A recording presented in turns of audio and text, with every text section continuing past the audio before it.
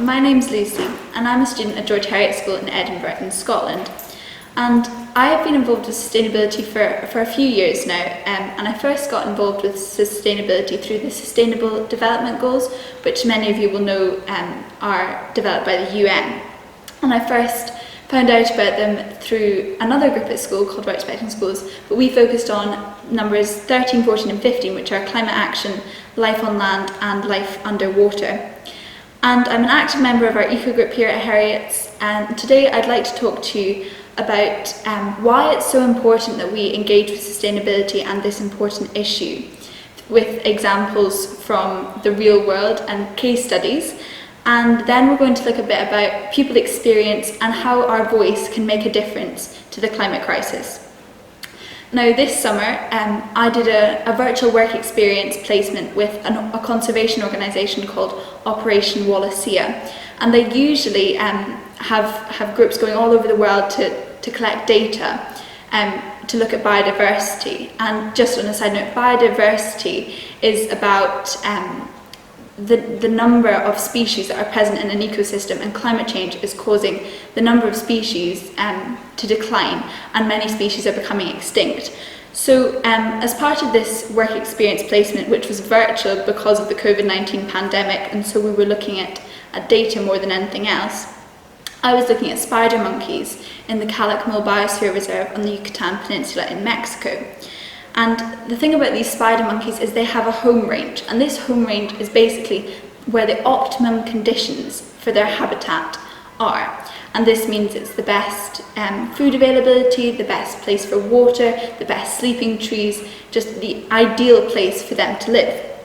And what I was investigating as part of this placement was how their activity budgets, so essentially how they spent their time, how long were they moving for, how long were they socialising, how long were they resting, etc. How that changed in relation to food availability in their habitat. And what you'd expect is that as food availability became more scarce, then you'd expect that they have to move more because they've just got to move further in order to find the same amount of food. However, there were really unexpected results, and this was the fact that actually from year on year, even though food availability was changing quite considerably, their activity budgets were changing by minimal increments on year. And I was asking my leader about this, and she said, well actually it wasn't that they weren't starving. Actually, some 19 of them died the years where the food availability was scarce. But it's because they cannot leave their home range due to water availability. They just can't get the water elsewhere in the forest. And this is as a result of climate change. Erratic weather events mean that there has been less and less rainfall in the Yucatan Peninsula, meaning these spider monkeys are dying because of human actions in climate change. And this was really emotionally moving for me, and it made me realise how important it is that we engage with this issue. And another reason that I got involved with sustainability was because I looked at palm oil, and palm oil is responsible for mass deforestation across the Amazonian rainforest and even closer to home. And the reason it's such a problem is it's because it's in so many different products. It's in every aisle in our supermarket, and so it's really difficult for us to find products that don't have palm oil in it, therefore decreasing the amount of palm oil that we're using. And because of the deforestation, it's causing biodiversity loss. Orangutans and tree frogs are just two examples of species that can be lost due to deforestation, and the biodiversity is decreasing. I'm sure many of you, well in fact all of you, will have heard of David Attenborough, and many of you will have seen his recent films about biodiversity, and he again emphasises why it's so important that we engage with sustainability and the choices that we make so that we can prevent more biodiversity loss and extinction. But biodiversity loss is just one avenue into sustainability. There are so many different ways into sustainability, and palm oil and these spider monkeys are just two areas of personal engagement that I have been involved with. I'm sure many of you will have been involved with many different other projects. But biodiversity loss is just one avenue because ultimately everything relates back to sustainability. If you are interested in social justice, you're interested in climate change. If you're interested in public health, you're interested in climate change. If you're interested in the economy, you're interested in climate change, and the list goes on. In the future, our careers will almost certainly link back in some way to sustainability, whatever walk of life we progress into. I'm sure many of you will be designing the sustainable solutions, the sustainable cities that we'll live in the future. Maybe some of you will be looking at the social side of things, how we can prevent climate refugees and migrants, some of you will be the policy makers, driving the governments forward into the future. And maybe even some of you will be the ecological and geographical experts, looking at natural disasters and among other things. I know recently in the news there's been articles about how we haven't developed enough warning systems for natural disasters. So there are so many different ways to engage, and really we need to see that sustainability can be a part of every conversation. That whether it's with our parents, our teachers, our peers, and whatever topic it's about, it will always relate back in some way to sustainability. But because it's such a broad topic and there are so many ways we can engage in it, it can sometimes feel quite overwhelming. It's a big problem, it's a climate crisis. So this can feel really daunting for us as young people. It sometimes feels like there's bad news story after bad news story, and we just want to despair. We're already anxious, we have pressures such as exams and other factors in our lives that we just feel like maybe it would be easier to ignore this major problem, just to look at the ones that we feel are closer to home.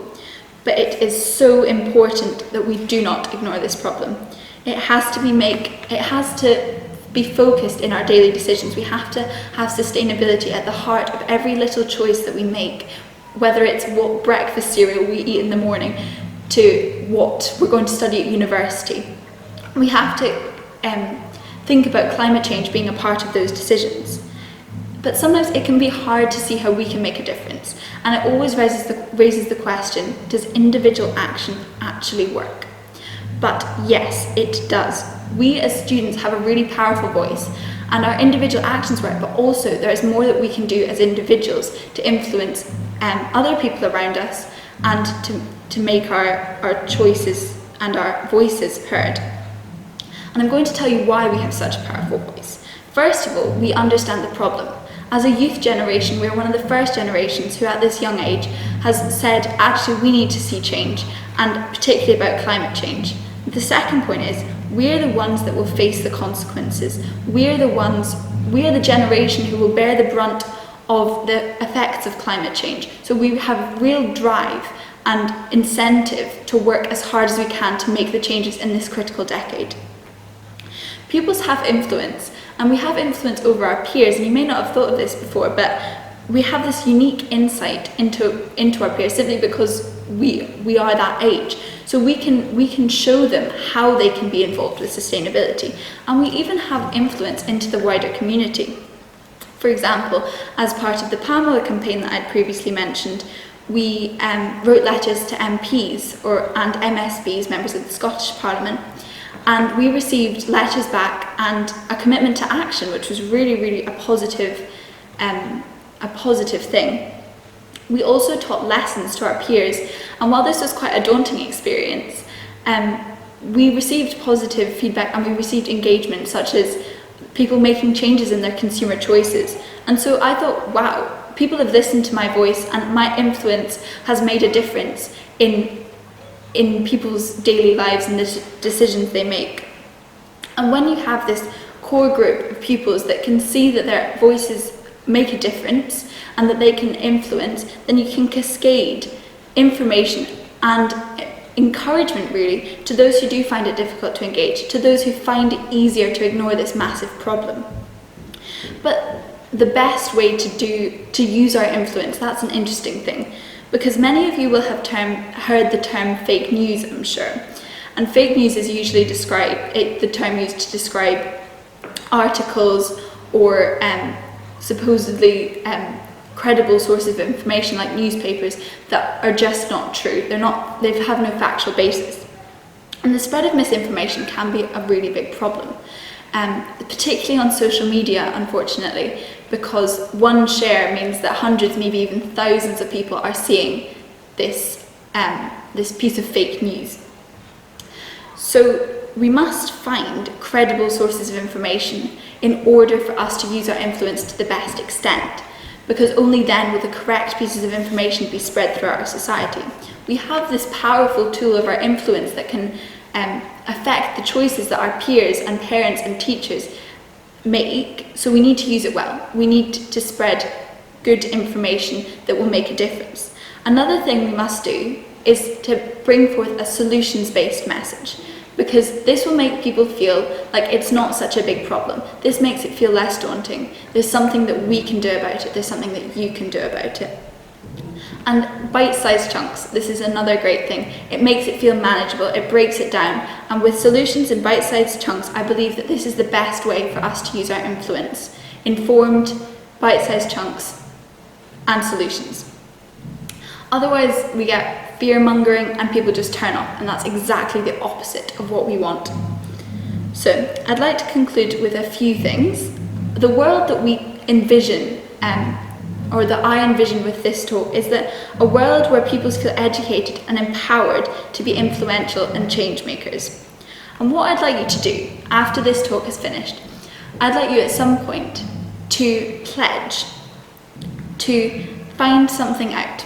Find something out about maybe an area of sustainability or climate change that you've never heard of before. Maybe, I don't know, it's about fast fashion or technology. And once you've found out this fact, make sure it's from a credible source of information. Find out something that you can do about this. Find out a solution. And then I want you to tell someone. Tell a teacher, tell a parent, tell your friends, tell anyone. And you can see how your voice makes a difference, how you can be the spread of change. For example, what I've been looking into recently is how we as an individual can change our mindset so that we respond to climate change in a different way, so that we don't automatically panic in a way, but we think, right, so what can I do about it? And I've been telling my friends and my parents about this and trying to make a difference. So finally, what we want the government to do is to value the voice of youth and listen and believe in what they're telling them. And by using our influence in an informed way, this shows the government that we can be trusted. We can spread the solutions, and we are informed as a generation. We as pupils, it's so important that we are part of the solution and not just the complaint.